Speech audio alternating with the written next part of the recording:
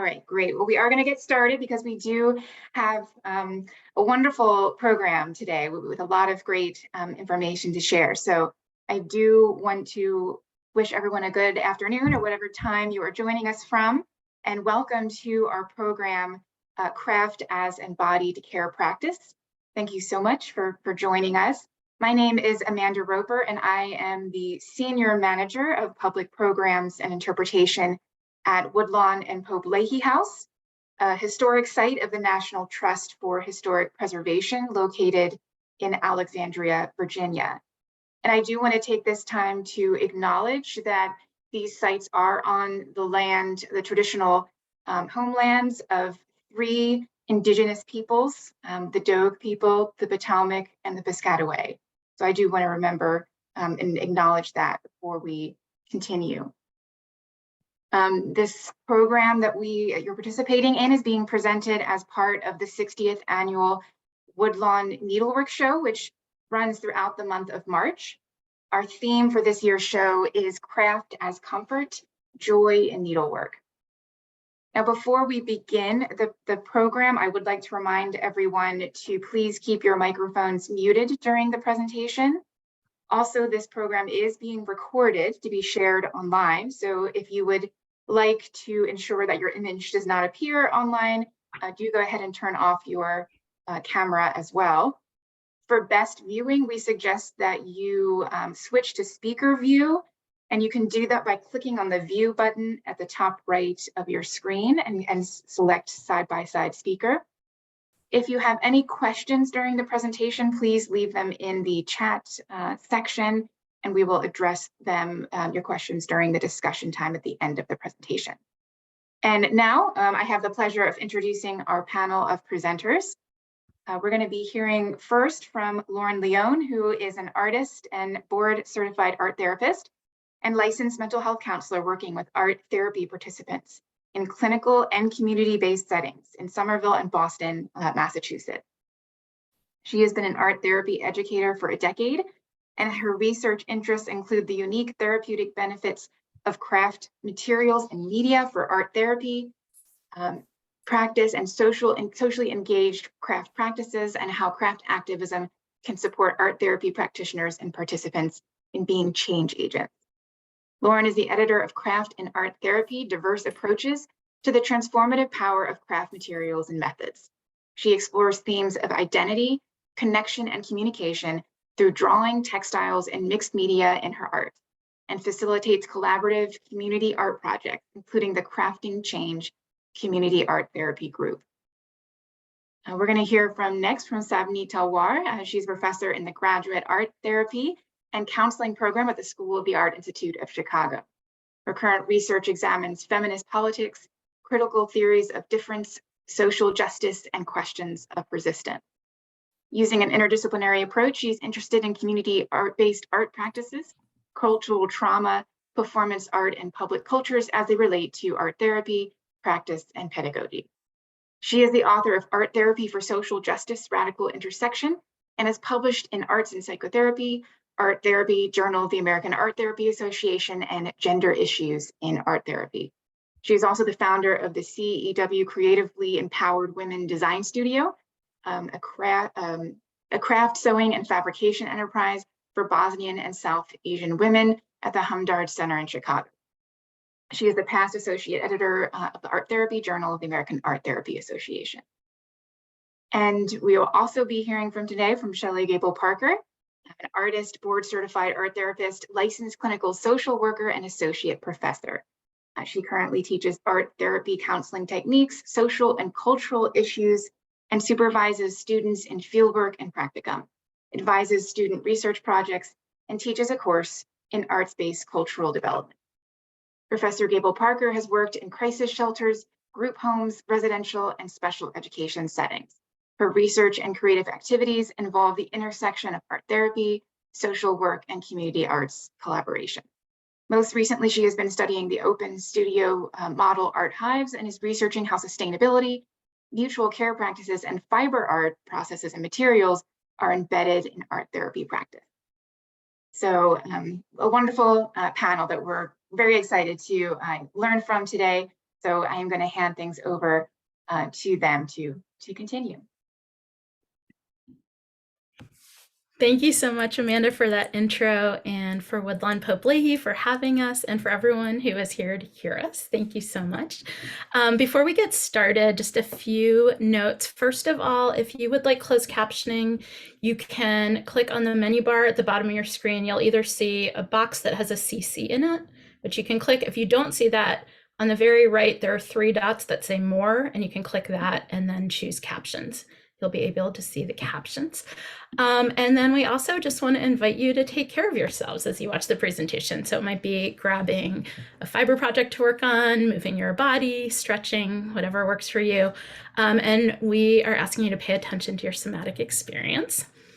So a little bit about our plan today. Each of us will take 10-ish minutes to share some of our work, and then we'll have time for Q&A after that. And I'm going to go first, then Savneet will go, and Shelley after that. So next slide, please. So again, Lauren Leone.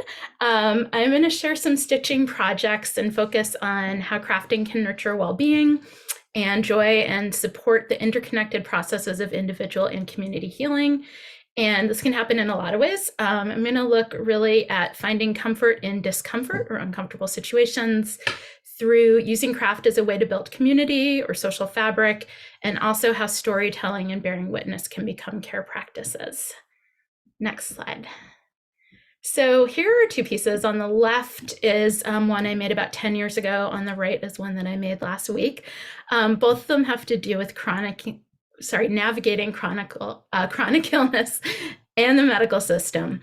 On the left is a group of small frames containing embroidered portraits of medical providers I was seeing at the time I made this. I was really frustrated with the healthcare system that was feeling really fragmented and lack of answers, that I had to take information from one person to the other. And one night I said to my partner, I just wish I could get all these people in one room together. And he kind of like looked at me, and that's how this idea came up. So through this piece, I, successfully get all the doctors together in one room, and really was focusing on how embroidery as a slow, sort of deliberate process provided me a sense of control and even a sense of intimacy in the face of a system that can really feel disempowering and alienating. My work often contains some humor, which is part of what brings joy, and along with the sensory experience that helps find some relief and a sense of control in a process. On the right is a small quilt that I made last week. It was inspired by the ceiling of my chiropractor's office. I was just like lying on my back, and I noticed the drop ceiling was made of all these squares pieced together that looked like a quilt. And as I was getting these photos together, I realized that actually my chiropractor is in one of the portraits on the piece on the left, which gave me a little chuckle. So next slide, please. So when I look at both of these pieces and I think about all the work I've made in between over the last decade related to health issues, I was really thinking about how it might seem surprising to equate these with joy and comfort, but really that a lot of my work is about finding comfort in uncomfortable things, in difficult things.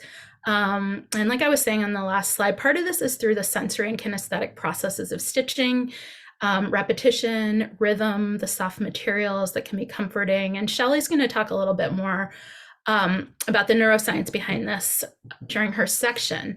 But just really thinking about how the stitching process itself can support well-being and even trauma resolution. And that the process helps me make sense of something confounding, and it gives me a sense of agency.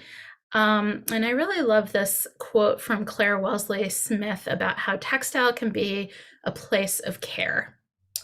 Next slide, please. So now I'll share a little bit about a collaborative project that started in the summer of 2020 and continued for about a year. 2 art therapists, Sandy Yee and Catherine Haupt, created something called Crypt Ally Care Exchange, which was a public art project really focusing on going beyond self-care and looking at community care, cultivating community care by pairing disabled and non-disabled artists with each other to create art together. And so this is a video I made of an embroidery that I stitched over several months of the collaboration, and I'll speak more about the collaboration after. But Savneet, could you play the video? Thanks.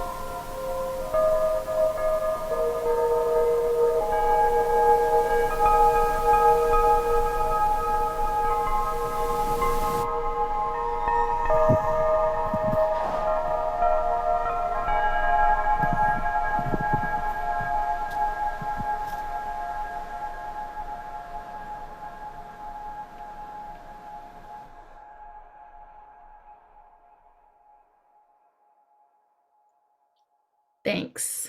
And next slide.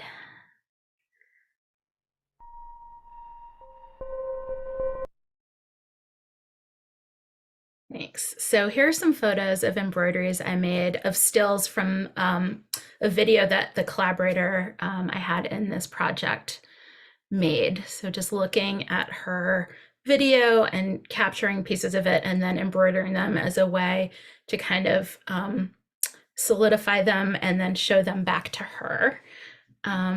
Next slide. So in this project, my partner, Lauren Rose, is a dance movement therapist. And so her perspectives about movement and embodiment really impacted me. And we talked a lot about internalized ableism, the pressures around productivity, internalized capitalism. She introduced me to this term crib time, and I read an essay by Ellen Samuels where she describes how chronic illness impacts her life.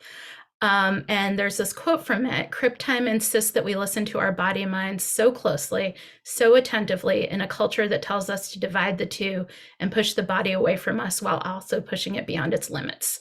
Crib time means listening to the broken languages of our bodies, translating them, honoring their words. And so this really encouraged me to reconsider how I conceptualize my own experience and my own internalized ableism and how that stops me from taking care of myself in the ways I need to. So I made this embroidery to illustrate themes from that. And then I took a video of it to try to capture some of that nonlinear and unpredictable nature of chronic illness. And also some of the peace that could come from allowing myself to embrace it and meet myself where I am. And so I think this quote by Stacey Haynes, who's a somatic coach and wrote a book called The Politics of Trauma, really resonates with me now when I reflect back on this collaboration. She said, "Not feeling ourselves allows us to not feel others. Opening to our own senses, perceiving, and aliveness allows us to develop and remember our empathy and interdependence." And so in art therapy, we talk a lot about witnessing. And so this project really allowed me to understand that on a deep embodied level and how collaboration and witnessing can be a way of caring for ourselves and for each other. Next slide, please. Okay, so this is a project that's been going on since 2017. It's a community art therapy group, and we're a group of 8 women ranging in age, a lot of elders, and we're a racially and culturally diverse group. We meet at a community health center in Roxbury, which is a neighborhood in Boston. Our first project, you can see on the left, is a collaborative quilt called Wake Up Everybody. And we created this with the aim of bringing attention to the gentrification and displacement that was taking place in Roxbury and hoping to kind of like awaken viewers and get them encouraged to get involved in the housing justice movement. And there is so much I could say about what we learned through this project, but today I really wanted to focus on how the process of stitching and quilting itself impacted the group. And how the creative process helped to build capacity and agency. So on the right is a square that Leslie, one of the group members, made. And the outline of that shirt is her mother's undershirt, and she included it to memorialize her. And she really talked about the symbolism of stitching and connecting it to individual and community impact of making the quilt. And she said, the stitches, it's stitching things together like we're trying to stitch ourselves back together and our city back together because of gentrification. And I just thought that was such a powerful image and the symbolism of stitching and what it meant to her. Next slide, please. And so now we are working on another quilt we're finishing up. It's made with embroidery and applique. It pays homage to women of color who have inspired group members. And here is part of the group. So on the left, you can see Leslie, Donna, Sarah, and Francisca stitching. And on the table, you can see these portraits, embroidered portraits of women we're choosing to represent. On the right, you can see Donna kind of supervising the layout of the quilt. As we try to wrap it up, we will be presenting it at the community center where we meet for a Mother's Day celebration in May. So we got to get on it. This one's taken a while because of COVID. And we had lots of titles for the quilt, but recently Brenda suggested this phrase, made by the hands of strong women, where we were going to sign all our names, and then the group decided they wanted that to be the title of the quilt. So next slide. So you can see here this patch that has everybody's names and then stitched at the top, made by the hands of strong women. And over time, lots of themes have emerged from our work together. Definitely solidarity and mutuality, the therapeutic value of peer support and mutual aid, belonging and community and agency and reawakening. And I think, again, coming back to how the craft process can create comfort through the materials, agency through skill sharing and skill building, and how we've built community through storytelling and mutual aid. And I really like this quote by Farzana Khan. I feel like it encompasses how craft can build comfort and hold this transformative potential. And next slide, please. And then finally, I wanted to share a pretty new project that I just started collaborating with my friend, artist Emma McLean. We've been facilitating a group just since the beginning of the year called Sick Kids Fiber Club, which is a virtual meetup for fiber artists with chronic illness. And we've been meeting to discuss the work we're making and plans for new projects. And we've been really intentional about trying to create a space of community care with other people with chronic illness, where we can also discuss things like the realities of making art with limited time or energy or capacity, talking about internalized ableism, looking at potential collaborations. And the space feels especially important right now. It feels like the world has there's sometimes talk about, well, now that the pandemic's over, we're returning to sort of pre-pandemic lifestyles. And there's still many, many people, disabled people, people with chronic illness who can't do that. And so having a virtual space dedicated to this and to come together feels really important. So I'm very excited.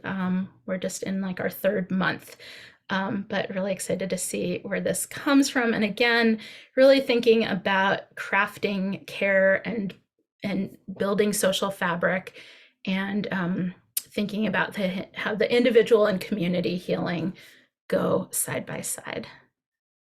So thank you. And now I'm going to pass on to Savneet. Thank you, Lauren. That was really lovely. It's always wonderful to hear my colleagues' work. And so it's a total pleasure to present with Lauren and Shelley. And thank you to Woodlawn for inviting us.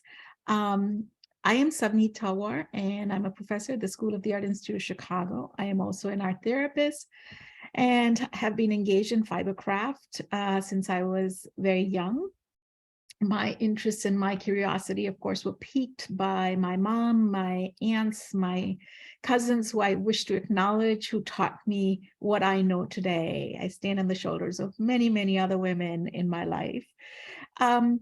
So my practice really explores the intersection of feminism and crafting practices, and I engage in a wide range of crafting practices.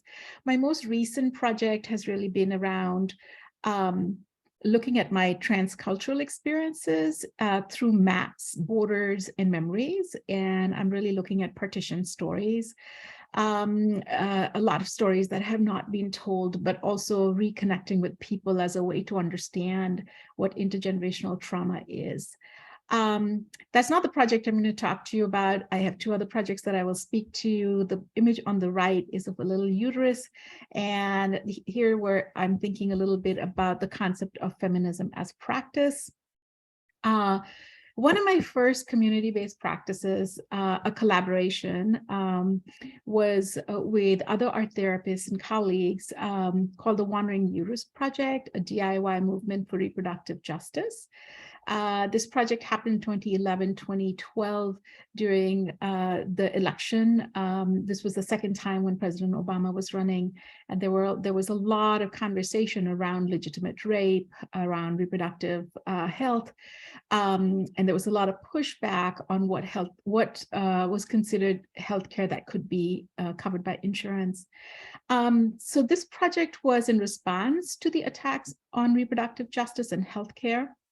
So we invited artists and community members of all different skill levels to come sew, knit, crochet, design, or color. We even had coloring sheets that we created as in the form of a uterus. We have a zine, so that if people wanted to take this project, they could take it into their own spaces. I know that this image looks kind of small, but literally we have a few hundred uteri, and this project has sort of been an ongoing project to sort of build critical dialogue around reproductive justice. We've done workshops and invited people across the spectrum to come and really partake of this. What started as a dialogue to create a project to create political dialogue, I feel like fibercraft really lends itself to that. It is much more approachable for people to come and talk about difficult things that they may not otherwise do. We also found through this project that people came not only just because they were politically inclined, but people came also because they might have some form of grieving that they wanted to engage in, whether it was a loss of a child or a loss of not having a child, or somebody who might have had an abortion. Somebody who was having a difficult time getting pregnant. We had one participant who came as a way to memorialize his then girlfriend in the 70s when abortion was not legal. This was before Roe versus Wade, and had created this incredible piece to honor his girlfriend, who, in the process that they had to go through before she could get any services. So it's been quite a dynamic project. This project has then led me, my interest in fibercraft has led me to this community-based project called the Sew Design Studio, which SEW stands for Creatively Empowered Women. And the mission of this studio is this is a social enterprise that serves Bosnian refugees and South Asian women. It became quite diversified, as you will see. I'm going to show you a little video that kind of gives you an idea of the impact, how craft becomes a form of comfort and joy in the lives of these women. This project started in 2012, and it sadly has ended during the pandemic, with the hope that it will start up again. I am going to quickly show you a video, and then I can speak a little bit more about it. Oops. Companionship and relief in knitting. Here's Jay Shefsky. What does therapy look like? For this group of immigrant and refugee women in Chicago, therapy looks like this, and this, and this. These women are members of a weekly knitting and crocheting group at the Hamdard Center, which provides support for immigrants on the far north side. I just finished. My name is Vera. I'm coming from Bosnia. It's called CEW, or Creatively Empowered Women, and it's run by art therapists Savneet Talwar and Sophie Canaday. Me and Bahra, we started first, and then coming so many ladies. I'm happy because It's almost 3 years we stayed together. Most of the CEW women are refugees from Bosnia. There's Amina, Hyria and Bahra, and Jamila. Also Fikreta, who translates when needed and is a caseworker here at Hamdard. There's also Hannah from Korea, and often women from Pakistan. The Bosnian Muslim women in this group all survived the war in the mid-90s that killed at least 100,000 and displaced millions. International courts have said that Bosnian Muslims were victims of ethnic cleansing and genocide during the 3-year war. Every lady have different story, very hard story. I was in Sarajevo, you know, 4 years with my family was very, very bad. I need to cook, no electricity, no water, no food, nothing. Beautiful. But they don't come to talk about the past. They're here to knit and crochet, a skill most Bosnian girls learn early. Sve bosanske žene, sve evropske žene. All the Bosnian lady and the ladies from Europe, they are doing some kind of handcrafting. And that's some kind of therapy for me right now, because making this calms me down. Puno mi je pomoglo to. So it helped me a lot. It helps me not to think about the past and about what we went through. We coming every week here and we are so happy. 2-3 hours we stay here, we are so happy. But art therapists say it's more than just a helpful distraction. There are articles about like the neuroscientific benefits of using both hands in repetitive motion, the way that you are when you're knitting or crocheting, and how that affects the brain much the way that meditation does. Somebody who's got anxiety, depression, I mean, this is something that really helps with affect regulation. The women also sell their work at craft fairs, hospital gift shops, and holiday sales. They keep 70% of the sale price, and the rest buys new yarn. Nisu u pitanju pare koliko to meni vredi. It's not about the money. The money is not in the question, because I am happy when I see that people are interested in our pieces. And yet their work does sell. In 2015, they took in $6,400. But don't ask them to make duplicates of a popular item. These women are artists, and they don't want to make the same painting 5 times in a row. They're going to make something and they're going to experiment and explore, and everything is totally unique. While the women don't usually share their worst war stories here, today some wanted to be heard. Svu sam svoju familiju izgubila. I lost my entire family during the war. U logoru Omarska, to se zna. My son was caught in the concentration camp for 8 months. Ja sam gledala moja 2 učenika I danas. Me, myself, I was watching my 2 students being killed in front of my eyes because they were waiting in the line for the water. Sinovi su spašeni I ja... Basically, my sons are alive and my husband is victim. Stavili na vratima nešto. When they started bombarding, we went to the basement, and one grenade hit our place and everything was destroyed. My husband was wounded at that time, I pobjegla sam u Crnu and Goru. I escaped to the Montenegro. My husband, he died because of the heart attack. Bio I umro od srca. Ne mogu više da pričam. I cannot talk anymore.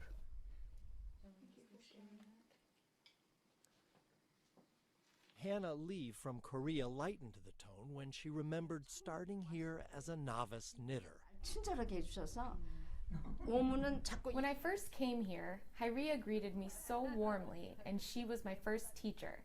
Now they are all my teachers. 하트는 다 같다. 이 마음이 들고. Even though we are from different countries, different history, different backgrounds, our hearts are the same. I feel sad because of the language barrier. I can't say what I want to say. But I want them to know that I love them and respect them and honor them. With all the pain and loss these women have faced, the act of creating beauty And doing it among friends gives a crystal clear picture of just what therapy looks like.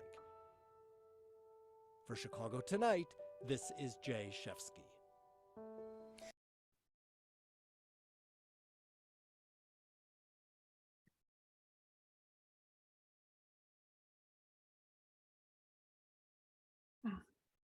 So that video is a small clip of what we did for a good 8 years. We would meet on a weekly basis. The space also became a space where we had student interns who came and participated. I will show you some images of where we started in terms of what the women were making and where we landed. So in the 8 years, we really drew on the social and the scientific connection between art therapy or therapeutic practice of making, as we would call crafting, as a way to promote well-being.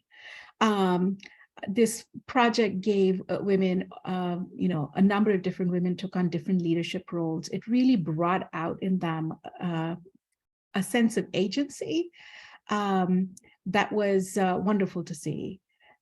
So as the process was going on, I was also thinking along with my other collaborators about, how do we think, because theory doesn't come, we don't bring theory in, theory emerges out of the work that we do. We thought a lot about feminist pedagogy, and also about trauma. As Peter Levine said, trauma is not a life sentence, right? And I felt that this group really illustrated that for us. I mean, for them, the joy of coming every week was it was a joy for me as a facilitator as well as a participant here to see and build those relationships. And there were long-term relationships and the relationships amongst those women as well. So the relational component was a really important part of creating solidarity and also creating hospitality. Culturally, I come from India. For us, anybody can drop in at any time. We will always offer them tea, coffee, or some biscuits or some cake or whatever. So that process of creating hospitality and restore spaces for well-being was a very critical part of what we did. And as you see the show and tell piece, that was a weekly thing. We all came together, had coffee, tea, and then we shared what people had made. And so the joy of crafting really connected all of us together. The affect regulation piece, I thought, was a very important part of this, where you see Haria, one of the participants, one of the members who starts to talk, and at some point she's still knitting, and she says, "I'm done, I no longer can speak about this anymore." You see how the crafting piece really helps the person to think the somatic experiencing part of that really comes through beautifully in that moment, and understanding their own power. There's a little story about a woman who was a South Asian woman, and whenever her stuff sold, I would give her money. And at first she said, no, I'm okay. I just make this. I just come here to spend some time. So I would give her the money. And at some point, one day she came up to me and she said, "Let me just say this to you. It's not that I don't have money. Of course, we go to buy groceries or whatever, but this money is so sweet." She called it the sweetness of money. It's so sweet that I'm so careful in how I spend it and who I spend it on. So the power that, and money is power for everybody for that matter. So that piece also comes through beautifully in this collaboration. And finally, the skill sharing piece, the leadership collaboration. We collaborated with a fashion designer. Just some images of what they made when they first came in 2012. As that collaboration went on, we created a handmade by design collection in conjunction with a fashion designer and our studio manager, who was Cassandra Davis, who's also had an MFA in fibers. And this is the second part of it that I wanted to show you. With that said, just in wrapping up, the lessons we learned about mutuality, this idea of deep hanging out through crafting, what a beautiful, soulful time that has been. I don't want to romanticize this. I caution everybody from romanticizing these ideas, but there is a deep love for these women and the work that we've done together. This practicing solidarity through creating community, and also the emancipatory focus on this, how art can be transformative for people, not just in they're in a clinical space, but also in community spaces, and the sustainability, creating these deep relationships with community, as well as how the sustainable part of the making part also, how that sustained them at home and how they came back into community and then shared. And so I caution people, and Shelley will talk a little bit more about the ethics of practice, that there are really no neat, clear, linear, progressive outcomes. I want you to know we have conflict. So it's not, by no means is this a romanticized community, but there's a deep commitment to each other, and the crafting piece becomes the foundation of the work that we did. Thank you, and I'm going to pass this on to Shelley. Thanks, Avneet. I appreciate you all so much. I really appreciate getting to be here. I appreciate so many people joining us. And it is just such a treat to hear more about what Lauren and Savneet are doing. It's always so inspiring to me. Just to giving you a little sense of the context I come from, a lot of my making and art making as an artist, but also just as in working in community, happens shoulder to shoulder in solidarity with my students, because as mentioned in the intro, I'm teaching field work. I'm taking students out, and we're engaging in a practice known as art hives. The next, which I'll talk about again in a little further along here. I first wanted to kind of just talk about me as a maker, and that my art and art making is really very embedded in my life and my physical surroundings. And I do think about this as embodiment too, that this is, for me, this is why textiles often resonates with so many people over the years. A lot of the people I've worked with, I think the responsiveness to fabric, crafts of all these kinds of things, there's just so much to be understood about why it's valuable in our sort of therapy processes, but also just for us in the culture, in the greater culture. You'll see the creative repair and repurposing. I'm wearing that sweater. It really lives in my life with me. And I do this so that I can continue to wear this sweater. I also, when I do, I don't show very much. I'm not that kind of an artist yet in my world, I like to say. But when I do, I still am sharing these pieces that kind of live with me too. So that middle image is a bag that I continually wear. I kind of talk about it as my permanent, ongoing exploration of what it means to be in a body that is constantly, aging and falling apart too, like this bag. And yet we can keep on working on it and keep on working on it. I actually really use it. And when I do art installations, I'm often including these pieces of work that live around me in my life. Okay, thanks.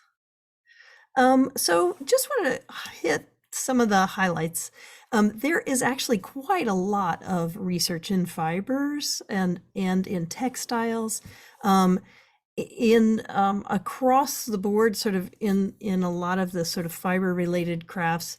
Is a lot of it gets summed up in this particular finding. So I thought I would just sort of use Pollinen's work as a way to really sort of highlight what has been now also reinforced by many other researchers when they talk to people who are making use of crafting in their own life. And you heard it in what my two presenters shared too, right? The sense of achievement, these experiences of personal growth, what happens for people when they can really stretch their physical and cognitive skills, and then the control over one's body and feelings, which initially I was like, that's kind of surprising, but as a person who engages in work, it's not surprising, right? But then also all of this as well as that kind of social and cultural dimension of whether we're making with others and how we're making with others and how we can work in conjunction with others. All of these things sort of have been found in the research to foster those feelings of self-managing and empowerment, this is us telling you this about the material and the processes and the practices without the therapists involved. So it's like this research is really about how the tools, the materials, the deep learning we've done throughout human history, how it impacts humans. Okay. So then the other kind of theory, I will pull in a couple of, we also talked about trauma. This is just a quick, for those of you who are therapists, you're very familiar, probably, especially if you worked with children, with Bruce Perry. He is had developed a whole model called the neurosequential model. It will share our resources with you too, so you can do deep dives on some of these things if you're interested in them. This is just a little exploration of thinking about how the things that Bruce Perry say we should include on purpose when we're working in therapeutic ways with children, but really this applies to everyone, and in our workspaces. These sort of 6 aspects, that it be rewarding, that it's matched to skill and interest of the person, again, of the maker, of the artist, that it's rhythmic, that this is something that is really, and again, that's determined by the person because we are in different rhythms at different times. And so what's appealing to us at different moments and times requires that awareness of ourself. So also it serves that capacity to tune in with one's experiences. And again, that connection with the self. This idea that what's built in is that repetitive, that allows for that repetitive and patterning aspects, which we, again, intentionally do when we're trying to make something therapeutic. But it is really built into so many of these processes and practices in crafting. The idea that relational, so an aspect should be relational, meaning it should feel friendly, it should be approachable, it should be something that is easy to connect to.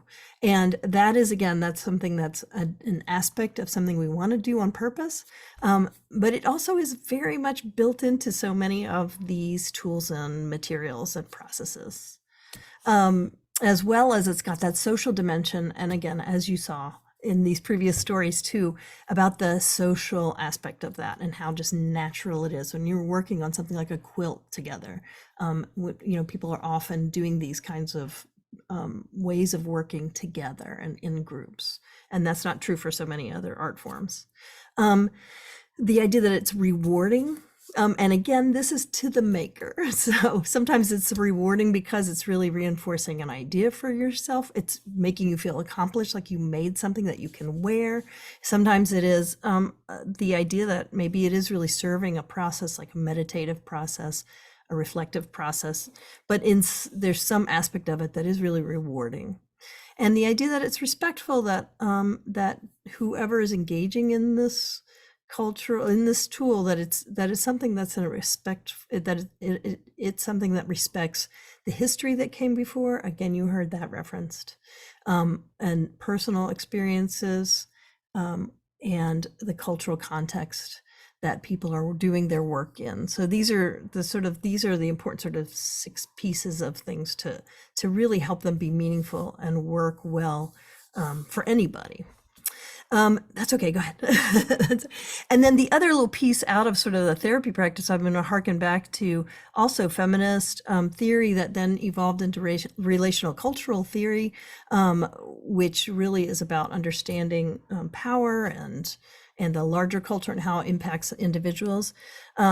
This comes out of Judith Jordan's book, but there's really a whole school of people, whole groups of people who have really developed this work together and did all the research.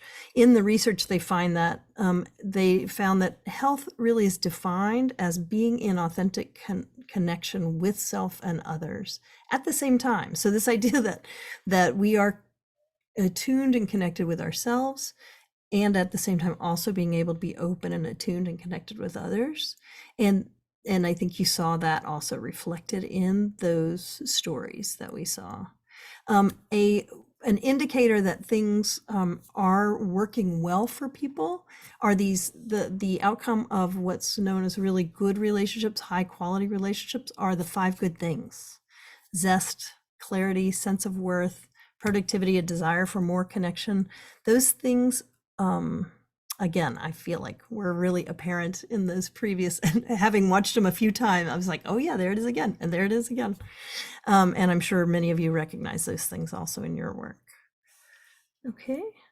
I want to just, my context is we're really working with Janice Timbodas, our colleague here who developed the idea of the art hives. That is something that if some of you I know on this call are actually probably art hives folks, but if you don't know anything about it and you want to explore it, really encourage you to go to that website, learn more. I'm going to talk a little bit about just the basic principles that we focus on when we're working with others and learning and thinking in this way. Okay, so these are some of the core ideas that come out of core principles out of that practice. And again, you heard these, I think, embedded in the previous conversations too.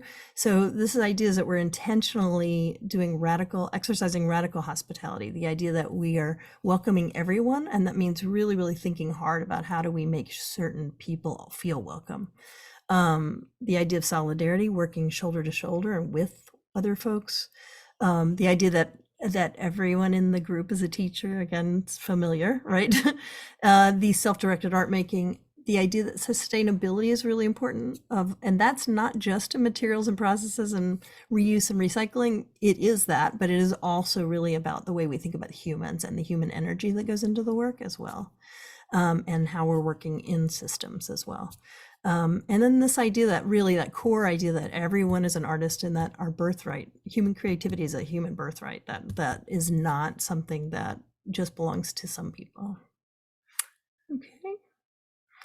Just a few slides to kind of show you different ways and qualities of relationship and what these spaces feel like. And, we have them in lots of different places. We now just only operate in ways that we do pop-ups. So this is 3 different locations on campus. But we also do these out in the community as well. And my students are learning about that deep hanging out that Savneet talked about. And then they are learning how to bear witness, how to be really present with other folks. But they are also learning a lot about themselves in these spaces too, because that is the beauty of this work. All right. So Savneet mentioned this, so we're going to talk about the ethics of care a little bit, and hopefully we get into question and answer here very soon. We can talk more about this too, but there's it's very important when doing this work responsibly to sort of ask some questions about what we're doing. Like, even though there's a ton of reward in it for us, that shouldn't necessarily be the main reason we engage in community care work with others. We really need to think about how we are again, we're thinking about all of these things, right? Consent, the power of language, how is it centering voices in the community? Again, so that we're not just bringing what only those of us who are sort of initiating or starting something. Who is benefiting from the project, and how are we paying attention to notice that they're benefiting or not? Are we able to hear if people are not engaging, understanding more about why? Because that sort of also that research on listening to what's happening and really learning from it is it got to be an ongoing way of working in this. And then the idea of risk too, really asking ourselves about risk in lots of different ways. And then thinking about policies and systems, which those of us who do sort of therapy work don't always think about. The stitching together practice guidelines is a great reference that we wanted to just share, make sure you all know about. That there's a lot of people doing research around some of these intersections, and so there's a lot to pay attention to and learn more from. I think that's it now. We're ready for maybe turning on for, yeah, there we go. Just quickly, if people want to contact us, you can find us easily, but we just threw these out there. But we'll share our emails later on if you would like to talk to us. Should I go ahead? Should I go ahead and stop sharing, I guess? I think so. And then I think our hosts had some ideas about how they wanted to manage this. Right? Yeah. So we are going to open up a Q&A. I will let our hosts sort of guide us where we need to go next. And if people want to put their comments or questions in the chat, Amanda, I will hand it over to you. Yes, and thank you, Lauren, Sabine, and Shelley for a very, very wonderful presentation, very informative. And I do want to invite anyone who is participating today to, if you have a question, go ahead and enter it in the chat. And we're getting people thanking you for your presentation. It was really, really interesting. Did you have any questions? I know when we had talked about this presentation, were there any questions that you wanted to invite participants to sort of answer or think about in the chat? We were just asking if people would pose their questions, and that would give us the platform to start a discussion. So maybe I can read this one, Samantha. Well, okay, Amanda, I'll go ahead and read it, if that's okay. Sure. So Samantha says, thank you so much for sharing your amazing work and verbalizing what I often find difficult to articulate, the magic of working with textiles in a community setting. Lauren or Shelley, do you want to respond to that?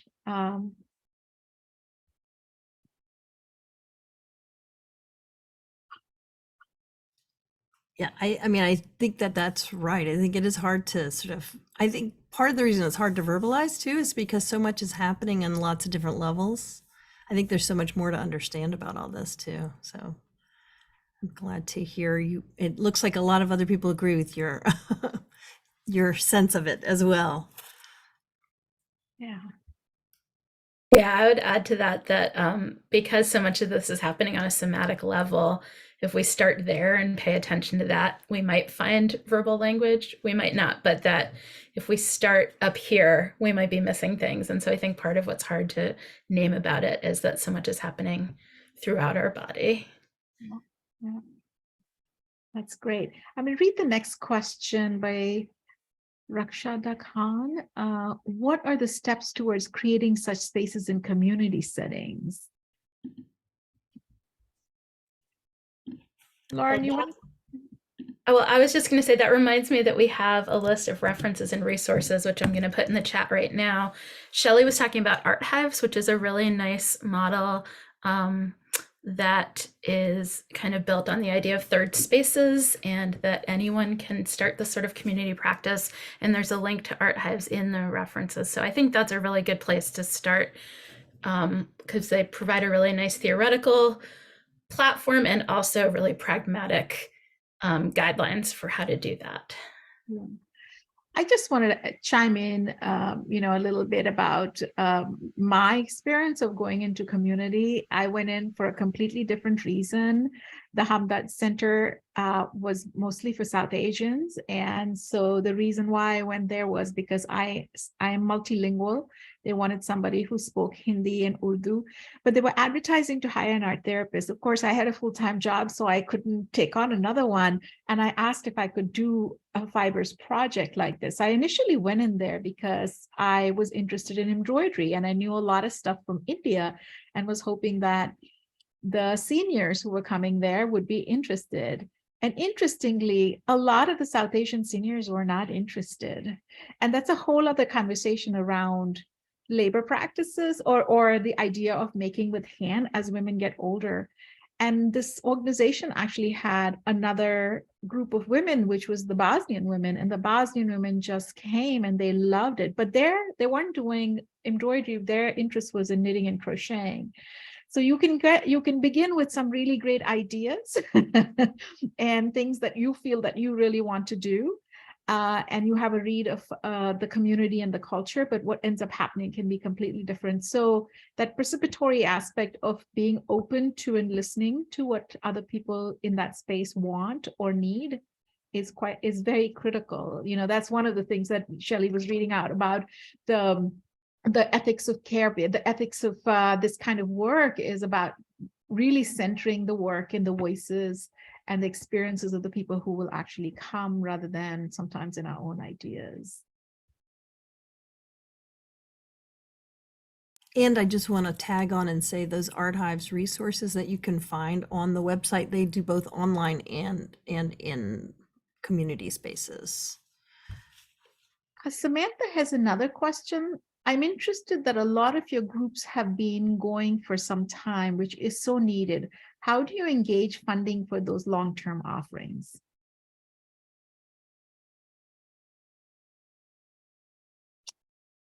I can speak briefly about this. When I started the project, I again was in a position where I did not need to be funded, but as the project grew, we wrote grants. We started getting money from private funders, including organizations that were funding specifically because my group was a group of seniors and older adults. So there was very little in ways of what was being done with older adults. We were very lucky to be able to get multi-year grants to support it and then actually hire our therapists to do this work.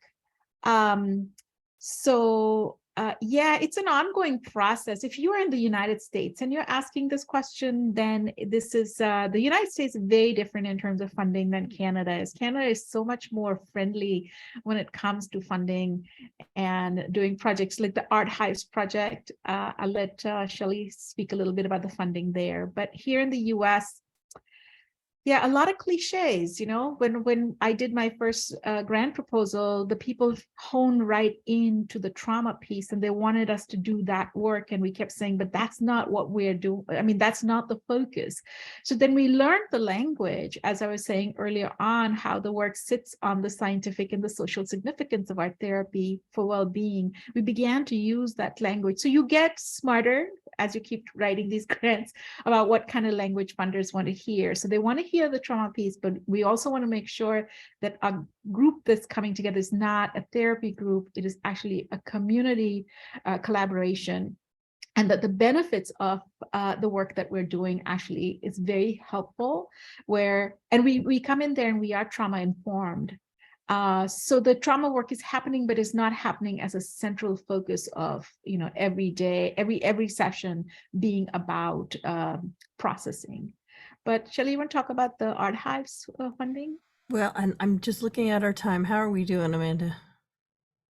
Yeah, so if you want to go ahead and answer that question, the Art Hives, and then we'll probably have to wrap up just to be respectful. I was just going to say, so the Art Hives really leverages share economy. So we use little bits of money out of our program for materials and things, but for the most part, materials, if you make a call in your community for something, it's amazing what's out there.